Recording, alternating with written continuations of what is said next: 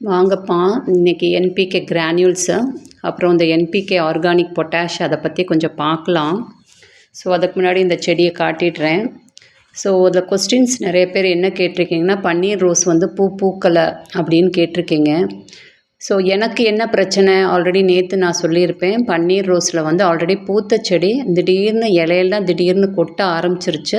அதுக்கப்புறம் தான் அதுக்கு வந்து நம்ம அதை கட் பண்ணிவிட்டு நம்ம என்ன பண்ணோம், கொஞ்சோண்டு அதுக்கு என்ன காரணம்னா சாயில் எனக்கு அதாவது கொக்கோபிட் மீடியா பாண்ட் ஆகிடுச்சு. செடி பாண்ட் ஆனனால எனக்கு செடி வந்து ஸ்ட்ரெஸ் ஆகிடுச்சு.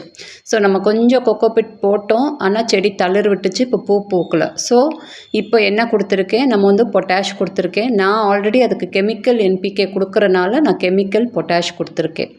ஸோ நேற்று ஒரு சப்ஸ்கிரைபர் கேட்டிருக்காங்க, எனக்கு இலையெல்லாம் கொட்டி இருக்குது, இந்த செடிக்கு வந்து நான் ஆர்கானிக் பொட்டாஷ் கொடுக்கலாமா அப்படின்னு கேட்டிருக்காரு. ஸோ நான் ஆர்கானிக் பொட்டாஷ் வந்து இந்த பூ பூக்கலை அந்த மாதிரி இருக்கிறதுக்கு கொடுக்கலாம்ப்பா. பட் ஆனால் இலை கொட்டினதுக்கு நம்ம ஃபஸ்ட்டு ரீசன் பார்க்கணும். இலை ஏன் கொட்டி இருக்குன்னு பார்க்கணும். நம்ம என்ன பிரச்சனை, அவங்களுக்கும் ரூட் பாண்ட் ஆகிருக்கா இல்லை செடியில் என்ன இஷ்யூன்னு அவங்க செக் பண்ணி பார்த்துட்டு நல்லா வந்து சாப்பாடு கொடுக்கணும். அப்போ என்பிகே கிரானியூல்ஸாக நீங்கள் கொடுக்கலாம். நிறையாது சில பேருக்கு நம்ம மிக்ஸ் பண்ணி இதெல்லாம் கொடுக்கல, ஆர்கானிக்காக வளர்க்குறவங்களுக்கு இந்த என்பிகே கிரானியூல்ஸ் கொடுக்கலாம். அவங்க என்ன பண்ணியிருக்காங்கன்னா, அந்த கிரானியூல்ஸில் எல்லாமே கலந்துருக்காங்க. நம்ம தனித்தனியாக செய்கிறத விட அவங்க எல்லாமே இந்த பயோ ஃபெர்டிலைசர்ஸில் எல்லாமே இந்த பாஸ்போ பாக்டீரியா, அசோஸ்பைரிலம் அந்த மாதிரி எல்லா பாக்டீரியா வந்து செடிக்கு கிடைக்கிற மாதிரி அவங்க வந்து அந்த கம்போஸ்ட்டில் அவங்க நமக்கு வந்து இந்த மாத்திரை மாதிரி அவங்க அந்த மாதிரி பொடி இல்லாமல் மாத்திரை மாதிரி கிரானியூல்ஸ் அவங்க ரெடி பண்ணி ஈஸியாக நம்ம செடி கொடுக்குறதுக்கு கொடுத்துட்றாங்க. ஸோ அதை வந்து நம்ம 15 டேஸ்க்கு ஒன்ஸ் வந்து ஒரு ஸ்பூன் வந்து இந்த செடிக்கு நம்ம கொடுத்தோம்னா அதோட எல்லா நியூட்ரிஷன் வந்து உங்களுக்கு கிளியர் ஆகுது, உங்களுக்கு கிடைச்சிருது உங்களுக்கு. ஸோ இந்த மாதிரி தான்ப்பா நம்ம வந்து இந்த செடிகளுக்கு கொடுக்கலாம் நம்ம. ஸோ வந்து அதுதான் இன்னொருத்தவங்க எனக்கு தளிரே வரல அப்படிங்கிறாங்க. தளிரே வரல அப்படின்னா ஸோ அவங்களுக்கும் அதே தான். அவங்களுக்கு ஃபஸ்ட்டு மண்ணில் என்ன சத்து இருக்குதுன்னு நீங்கள் பார்க்கணும், நீங்கள் என்ன சாப்பாடு கொடுத்தீங்கன்னு பார்க்கணும். தளிர் வரலைன்னா நீங்கள் ஒரு இடத்துல கட் பண்ணி பார்க்கணும். உங்கள் செடியை கட் பண்ணிங்கன்னா ஒரு வித்தின் ஒரு வாரத்துக்குள்ளே கண்டிப்பாக தளிர் வரணும். தளிர் வந்துச்சுன்னா அது வந்து குட், அப்போ அந்த செடி நல்லா தான் இருக்குது. அப்புறம் நீங்கள் சத்தான பொருள் கொடுத்தீங்கன்னா ஆட்டோமேட்டிக்காக அந்த க்ரோத் ஆகும். ஸோ எனக்கு இந்த பன்னீர் ரோஸில் பாருங்கள் தளிர் வந்திருக்கு. இது எல்லாமே நம்ம கட் பண்ணோம், தளிர் வந்து செடியும் பெருசாக நல்லா வளர்ந்துருச்சு. ஸோ செடிக்கு வந்து இது ஸ்ட்ரெஸ்ஸாக தான் இருக்குது. ஸோ ஏதோ சத்து கிடைக்கலன்னு சொல்லிட்டு நான் வந்து நேற்று வந்து பொட்டாஷ் கொடுத்துருக்கேன். நம்ம இதை பார்ப்போம் 15 டேஸில் இது பூ பூத்துருச்சுன்னா இதுக்கு இதுதான் பிரச்சனையாக இருக்கும் அப்படிங்கிற சத்து இல்லை அதுக்கு, அதனால் எடுத்துக்க முடியல, எக்ஸஸாக இல்லை. ஸோ அதை கொடுத்தனால ஓகே. இல்லை அப்படியே அது பூ பூக்கலை அப்படின்னா நம்ம என்ன பண்ணலாம், வந்து செடியை வந்து ரீபாட் பண்ணி தான் நம்ம பார்க்கணும். ரீபாட் பண்ணால் ஒருவேளை அது பூ பூக்கிறதுக்கு சான்சஸ் இருக்குது. இன்னொன்று வந்து செடி வந்து இந்த வெயிலில் நிறைய செடி வந்து ஸ்ட்ரெஸ் ஆகும் உங்களுக்கு. குளிர்காலம் அதுக்குண்டான டைமில் தான்ப்பா பூ பூக்கும். இப்போ நீங்கள் மாங்காய் மரம்லாம் பார்த்தீங்கன்னா இந்த வெயில் காலத்தில் தான் பழம் வரும், காய் வரும். இதை போய் நீங்கள் மழை காலத்தில் குளிர்காலத்தில் மாங்காய் காய்க்காது. ஸோ இந்த மாதிரி செடிகளுக்கும் சில நேரங்களில் அதுக்குண்டான டெம்பரேச்சர் அதுக்குண்டான சூழ்நிலை வரும்போது தான் உங்களுக்கு அந்த பூ பூக்கும். ஸோ நம்ம வெயிட் பண்ணணும். செடி ஆரோக்கியமாக இருந்தால் என்றைக்கு இருந்தாலும் பூ பூக்கும். பூ பூத்த செடி என்றைக்கு இருந்தாலும் பூ பூக்கும். சரி, அதுக்கு ஏதோ ஒரு ஸ்ட்ரெஸ்ஸு இல்லை ஏதோ ஒரு சத்து குறைபாடு, அதனால தான் நமக்கு வந்து பூ பூக்கலை. ஸோ அது என்னங்கிறத நம்ம பார்க்கணும்.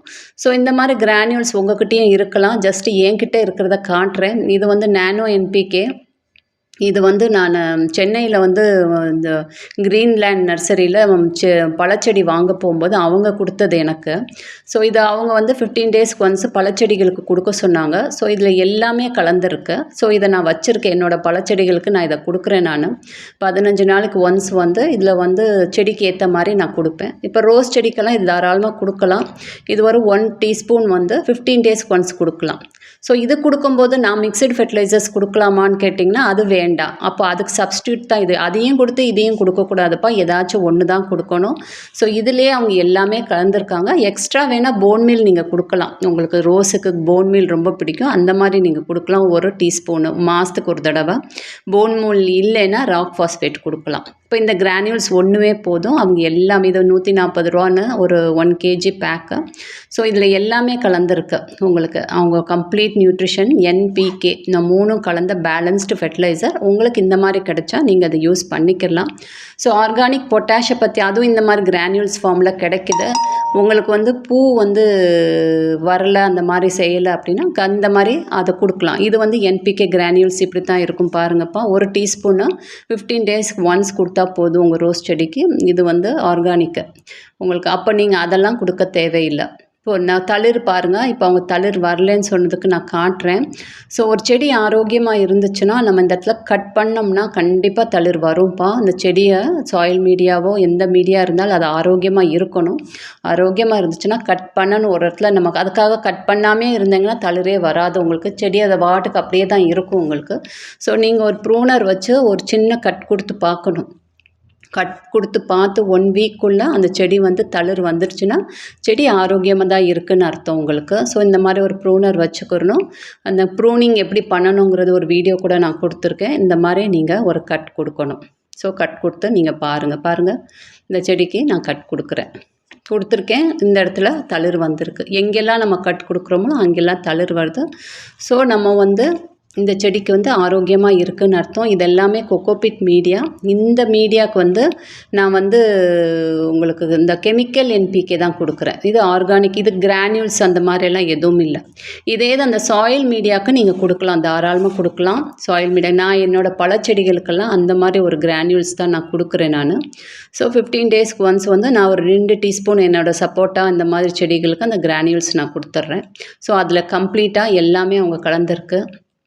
அது ஒரு பயோ ஃபெர்டிலைசர் தான் உங்களுக்கு. அதுக்கு நம்ம தனியாக வந்து அசோஸ்பைரில்லம் அந்த மாதிரி பாக்டீரியா தனித்தனியாக வாங்க தேவையில்லை. அதிலே அவங்களே எல்லாமே உங்களுக்கு கலந்து அது வந்து ஒரு கிரானியூல்ஸாக ரெடி பண்ணி கொடுத்துட்றாங்க. ஸோ பாருங்கள், இது ஒரு சின்ன பூ இருக்குது. இந்த மாதிரி எல்லாம் பூ இருந்துச்சுன்னா ஒரு சின்ன ஒரு கட் கொடுத்து நீங்கள் பாருங்கள். நீங்கள் கட் கொடுக்கும்போதே கீழே பார்த்தீங்கன்னா அந்த இலை கீழே ஒரு சின்ன நோடு வந்துக்கிட்டு இருக்கும். உங்களுக்கு பார்த்தாலே தெரியும் உள்ளே ஒரு சின்ன நோடு வருது. உங்களுக்கு அந்த பூவை நீங்கள் எடுத்த உடனே டக்குன்னு அது வந்துடும் உங்களுக்கு. அந்த நோடு வந்து இல்லை இந்த பூ தானாக உதிர வரைக்கும் அது வெயிட் பண்ணும் உங்களுக்கு. ஸோ இந்த பூ எனர்ஜி எல்லாம் அந்த பூக்கு போய்கிட்டு இருக்கும். ஸோ நம்மளே வந்து அந்த பூ வந்து டக்குன்னு எடுத்துட்டோம்னா அந்த உள்ளே இருக்கிற நோடு அந்த ஆக்டிவேட் ஆகி அந்த தளிர் வந்துடும் உங்களுக்கு குட்டியாக. ஸோ தளிர் வரல அப்படின்னா நீங்கள் இந்த மாதிரி கொடுக்கலாம். ஸோ நேற்று ஒரு சப்ஸ்கிரைபர் கூட கேட்டிருந்தாங்க, நான் தரையில் கூட பன்னீர் ரோஸ் வச்சுருக்கேன், எனக்கு வந்து தொட்டிலையும் வச்சுருக்கேன் தரையிலையும் வச்சுருக்கேன், அதுவும் வந்து எனக்கு வரல அப்படின்னு. பாருங்கள், இந்த ரோஸை கூட நம்ம கட் கொடுத்தோம்னா கண்டிப்பாக தளிர் வரும். ஸோ தரையில் வச்சுருக்கிற செடிகளுக்கு நீங்கள் நல்லாவே வந்து உங்களுக்கு நல்லா மாட்டு தொழு உரம் இந்த மாதிரிலாம் நீங்கள் கொடுத்தீங்கன்னா கண்டிப்பாக உங்களுக்கு பூ பூத்துரும். அதுவும் இந்த வெயில் காலத்தில் நம்ம கொஞ்சம் வெயிட் பண்ணி தான் பார்க்கணும். கிளைமேட் சேஞ்ச் ஆச்சுன்னா ஆட்டோமேட்டிக்காக பூ பூக்கும். நம்ம வெயிட் பண்ணலாம். செடிக்கு வந்து ஆரோக்கியமாக நமக்கு ஃபீடு கொடுத்தோம்னா கண்டிப்பாக பூ பூக்கும்ப்பா. ஸோ நம்ம இந்த செடிக்கு வெயிட் பண்ணி பார்ப்போம். நம்ம நேற்று தான் நம்ம வந்து இதுக்கு பொட்டாஷ் கொடுத்துருக்கோம். இதோட ரிசல்ட் எப்படி இருக்குன்னு நம்ம பார்க்கலாம். இந்த 1 வீக் நெக்ஸ்ட்டு சண்டே இதுக்கு ஒரு பொட்டாசியம் வந்து ஸ்ப்ரே பண்ணி பார்க்கலாம். பார்த்து ஒருவேளை தளிர் மொட்டெல்லாம் விட ஆரம்பிச்சிருச்சுன்னா நம்ம சரி பொட்டாசியம் வந்து ஓகே இந்த செடிக்கு அதுதான் குறைபாடுன்னு கண்டுபிடிச்சிடலாம். சரி, ஒருவேளை உங்களுக்கு வந்து அதுதான் பிரச்சனை இல்லைன்னா நம்ம வந்து ரூட்டை நம்ம ரீபாட் பண்ணணும் தொட்டியை. சரி, ஒரு சப்ஸ்கிரைபர் கேட்டிருந்தாங்க, எனக்கு தாக்கத்து வாங்கிட்டேன், எனக்கு ஓப்பன் பண்ண தெரியலன்னாங்க. ஜஸ்ட் அவங்களுக்காக காட்டிடுறேன்ப்பா. பாருங்கள், ஒன்றும் இல்லை, அது கொஞ்சம் ஸ்டார்டிங்கில் கொஞ்சம் டைட்டாக தான் இருக்கும் இந்த தாக்கத்து இந்த ஹியூமிக்கெல்லாம். நீங்கள் வேணால் பேக்கேஜ் பண்ணி அவங்க அனுப்புறது இந்த மாதிரி ஏதாச்சும் ஒரு டூல்ஸ் வச்சுக்கோங்க. கொஞ்சம் லேசாக சுற்றி நம்பி விட்டிங்கன்னா உங்களுக்கு ஆட்டோமேட்டிக்காக அது வந்துடும். கொஞ்சம் ஸ்டார்டிங்கில் சிரமமாக தான் இருக்கும். அந்த மாதிரி நீங்கள் லேசாக வீட்டில் யாராவது ஜென்ஸ்கிட்ட கொடுத்தீங்கன்னா அவங்க வந்து நீட்டாக எடுத்து கொடுத்துருவாங்க. பாருங்கள், இது வந்துருச்சு. ஆல்ரெடி நான் இதை ரிமூவ் பண்ணிட்டேன். ஸோ எனக்கு ஈஸியாக இருக்குது. உங்களுக்கு அதை எடுக்கும்போது கொஞ்சம் டைட்டாக தான் இருக்கும் உங்களுக்கு. எடுத்துகிட்டு இந்த மூடியை நீங்கள் திருப்பி வைக்க வேண்டாம், மூட முடியாது உங்களுக்கு. திருப்பி எடுத்து வச்சுட்டு சும்மா நார்மலாக ஒரு கேப் வச்சு அப்படியே நீங்கள் மூடி வச்சிடலாம். ஸோ அதை பார்த்துக்கோங்கப்பா. நீங்கள் கேட்டிங்க எனக்கு தாக்கத்தை ஓப்பன் பண்ண முடியல அப்படின்னீங்க. ஸோ அது அப்படி தான் டைட்டாக தான் இருக்கும். இந்த மாதிரி நீங்கள் க்ளோஸ் பண்ணி எடுத்து வச்சிடலாம். அதை வந்து நீங்கள் இது பண்ண தேவையில்லை. Thank you friends.